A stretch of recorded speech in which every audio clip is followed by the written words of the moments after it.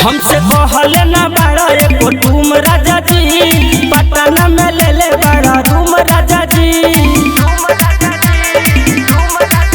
हमसे कहले ना बड़ा एको रूम राजा जी, पटना में ले ले बड़ा रूम राजा जी। दूसरे खाई हो बदनिया के मखन, तू कहीं चखब तो हम जाके चखम। तूरे साउती न रखबा यार हम रखम, तू साउती न रखबा यार हम रखम, तू साउती न रखबा यार हम रखम, तू साउती न रखबा यार राजा रखम।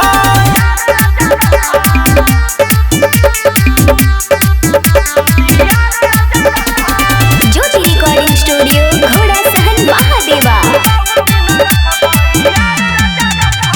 महकेला हमर चिझावा ये राजा, बमकेला दशहरा में हर के।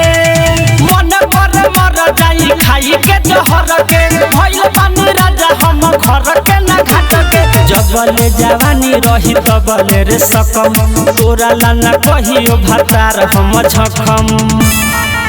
तूरे साउती न रखबा यार हम रखम, तू साउती न रखबा यार हम रखम, तू साउती न रखबा यार हम रखम, तू साउती न रखबा यार राजा रखम।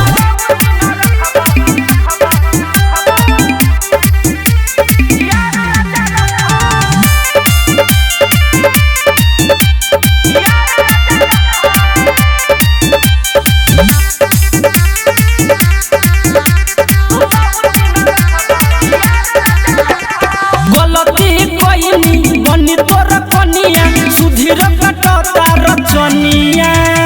हम इहा झेली धर्म राज पड़सनिया, बुझेल न घरे बिया कैसन कनिया। देवदास मन नाही तोरा लागी झखम, रन जन रोल तोरा दूरा पनटकम।